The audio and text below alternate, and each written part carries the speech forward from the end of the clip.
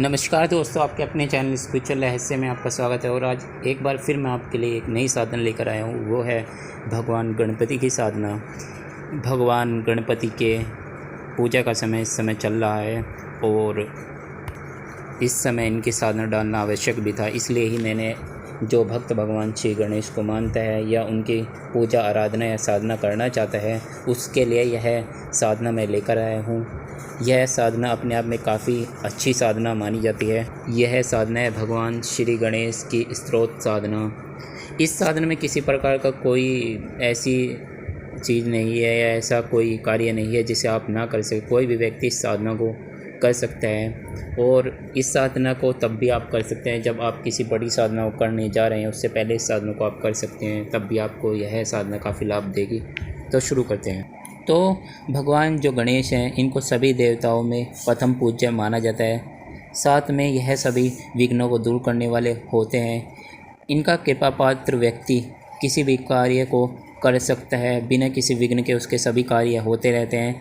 दुख दरिद्रता इनके साधक से, इनके भक्त से दूर ही रहती है। ऐश्वर्य, समृद्धि, ज्ञान, धन आदि की वृद्धि उसके जीवन में होने लगती है। जिन व्यक्तियों की शादी हो चुकी है लेकिन उनके कोई संतान नहीं है, उनके जीवन में संतान की कमी की दूर भी यह करते हैं, उनके संतान हो जाती है। और अगर इनकी कृपा प्राप्ति से अगर कोई संतान होती है तो वह स्वस्थ, सुंदर, दीर्घायु, पराक्रमी, चरित्रवान, विद्वान, गुणी, कर्मठ एवं आज्ञाकारी होती है। जो व्यक्ति है जिसके वह संतान होती है, उसके जीवन को खुशियों से भर देती है। तो अभी हम जान लेते हैं कि किस प्रकार आपको यह साधना करनी है। सबसे पहले तो आपको यह साधना गणेश चतुर्थी वाले दिन करनी है। गणेश चतुर्थी से आप साधना की शुरुआत कर सकते हैं या फिर मंथली में, आपको पता ही होगा मंथ में गणेश चतुर्थी आती रहती है, उसमें भी आप कर सकते हैं। या फिर गणेश चतुर्थी पे आप नहीं करना चाहते तो आप किसी भी बुधवार में कर सकते हैं, लेकिन शुक्ल पक्ष के जो बुधवार, पहला बुधवार पड़ा हो, उस दिन आपको यह साधना शुरू करनी चाहिए। फिर सबसे पहले इस साधना में बैठने से पहले स्नान आदि कर लीजिए, पीले वस्त्र धारण कर लीजिए। फिर यह साधना आपको किसी भी कमरे में आप कर सकते हैं जिसमें आपको कोई परेशान करने वाला या फिर आपको बार बार आपकी साधना में विघ्न उत्पन्न करने वाला ना हो। या फिर आप मंदिर में भी इस साधना को कर सकते हैं। एकांत में आपको यह साधना करनी है। दिशा पूर्व रख सकते हैं आप इस साधना में, पूर्व की ओर मुख कर बैठना आप साधना में। कुछ का आसन लीजिए या उनका जो कंबल का आसन जो आता है वो भी आप ले सकते हैं। सबसे पहले आपको अपने सामने बजोट रखना है, उस पर पीला वस्त्र बिछाना है, उस पर भगवान श्री गणेश की प्रतिमा रखनी चाहिए। हो सके तो वह पीली प्रतिमा हो तो ज़्यादा अच्छा है, जिसमें वह अपन आशीर्वाद देती मुद्रा में हो। इस चीज़ का आपको ध्यान रखना है। मिट्टी की प्रतिमा लेकर आनी है, लेकिन इस चीज़ का आपको ध्यान रखना है, वह प्रतिमा खोखली नहीं होनी चाहिए। अगर आपको मिट्टी की प्रतिमाएँ आपको ना मिले तो आप गणेश यंत्र भी रख सकते हैं, लेकिन गणेश यंत्र तो कई प्रकार के आते हैं इसमें भी, लेकिन आपको भगवान श्री गणेश का यंत्र रखना है, वो सिद्ध होना चाहिए। अगर वो भी आपको ना मिले तो आप फ़ोटो फ्रेम रख लीजिए इनका, ठीक है ना, फ़ोटो फ्रेम, लेकिन उसमें कांच वगैरह नहीं होना चाहिए। फिर प्लास्टिक वगैरह को ठीक है, लेकिन उसमें कांच वगैरह का नहीं होना चाहिए। अपने सामने आपको बजोट पर आपको थाली रखनी है। थाली पर आपको कुमकुम से स्वास्तिक बना लेना है, उस पर शुभ लाभ लिख के। इस साधना में भगवान की पूजन सामग्री में फूल, पीले फूल आपको रखने हैं। पीले चावल से आपको इनकी पूजा करनी है। धूप, दीप आदि, नैवेद्य आदि सभी चीज़ें आपको इनकी पूजा के लिए रख लेनी है। अच्छा, मिष्ठान में आपको 5 लड्डू रोज़ाना आपको चाहिए। इस प्रकार आपको डेली इनका पूजन आराधना इनकी करनी चाहिए। इनकी पूजा के बाद, इनकी पूजा आराधना के बाद, गणेश जी की पूजा के बाद भगवान शिव और माता पार्वती की पूजा करना बिल्कुल भी ना पूजा, उनकी भी पूजा आराधना करें। और भाई कार्तिकेय को भी प्रणाम करें, जो इनके भाई हैं उनको ज़रूर प्रणाम करना चाहिए। नंदी जी को भी प्रणाम करें। तो इस प्रकार आपको साधना स्टार्ट। इसमें आपको एक चीज़ का और ध्यान रखना है, इसमें भैरव जी का पूजन, गुरु पूजन आपको नहीं भूलना है इसमें।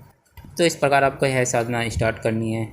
फिर आप मंत्रों का जान लेते हैं। सबसे पहले गणेश मंत्र आपको करने हैं, ओम गं गणपते नमः। फिर आप इसके बाद भैरव मंत्र कीजिए, गुरु मंत्र कीजिए। आप इसके बाद आपको स्तोत्र का पाठ करना है। श्री गणेश स्तोत्र का आपको पाठ करना है। यह आदि शंकराचार्य द्वारा रचित स्तोत्र है। यह काफ़ी दुर्लभ स्रोत है। इस स्रोत को आप जब पाठ करेंगे आपको खुद ही महसूस हो जाएगा कि इसके क्या क्या फ़ायदे हो सकते हैं आपके जीवन में। सबसे पहले तो आपको जब आपके 11 पाठ 41 दिन तक का आपको करने हैं, जब यह आपका कार्य पूरा संपन्न हो जाए, इसके बाद आपको हवन करना है। 11 पाठ का हवन करना है, आपको घी से हवन करना है।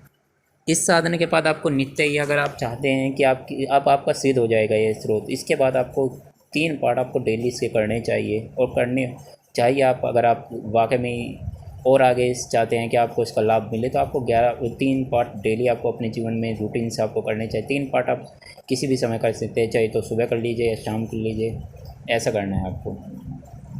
जो व्यक्ति 3 भी पाठ ना कर सके, जिनको बहुत ही समय नहीं है बिल्कुल भी, तो 11 जब आप 41 दिन तक का आपको यह इसका स्रोत का पाठ करेंगे, वैसे भी आपके रट जाएगा स्रोत, तो आपको 1 पाठ कर लीजिए कम से कम इसका, अगर 3 भी पाठ ना कर सके। लेकिन 3 पाठ करने के लिए अगर सक्षम हो तो 3 पाठ जरूर करें, इस बात का आपको ध्यान रखना है। आपको स्वप्न में चूहे वगैरह दिखाई दे सकते हैं, या आपको जब आप साधना कर रहे हो तो आपको चूहे वगैरह किसी प्रकार की कोई विघ्न भी आपके उत्पन्न हो सकता है साधना में। तो आपको विघ्न से या किसी प्रकार की समस्या को देखकर भागना नहीं है साधना को छोड़कर, क्योंकि इनकी समस्या में यह भी बात होती है कि जितनी इनकी साधना आराधना आसान दिखती है वो होती नहीं है, आपकी इस साधना में ज़रूर विघ्न आता है। तो भगवान श्री गणेश को प्रणाम जरूर करें, उनसे आशीर्वाद जोड़ ले बिना किसी विघ्न के आपकी साधना पूर्ण हो, और बीच में ना छोड़े इस साधना को। अगर आप बीच में इस साधना को छोड़ते हैं तो आपको काफ़ी परेशानियों का अपने जीवन में सामना करना पड़ता है, इस चीज़ का आपको ध्यान रखना है। तो ऐसे मैंने आपको भगवान श्री गणेश के स्रोत की साधना दी है। आगे और भी इनके बहुत सारे स्रोत हैं, इनकी भी साधना दूंगा मैं। और अगर आपका कोई क्वेश्चन है तो आप हमें कमेंट कर सकते हैं, और आपको इसकी अगर आपको चाहिए इसकी PDF भगवान श्री गणेश के स्रोत की, तो आपको डिस्क्रिप्शन बॉक्स में मैं डाल दूंगा, आप वहाँ से ले लीजिएगा। तो वीडियो को लाइक जरूर करें, चैनल को सब्सक्राइब करें जो पहली बार आए हैं तो, और किसी प्रकार का आपका क्वेश्चन है, डाउट है वो इस साधना से रिलेटेड, तो आप हमसे पूछ सकते हैं। जय श्री राम।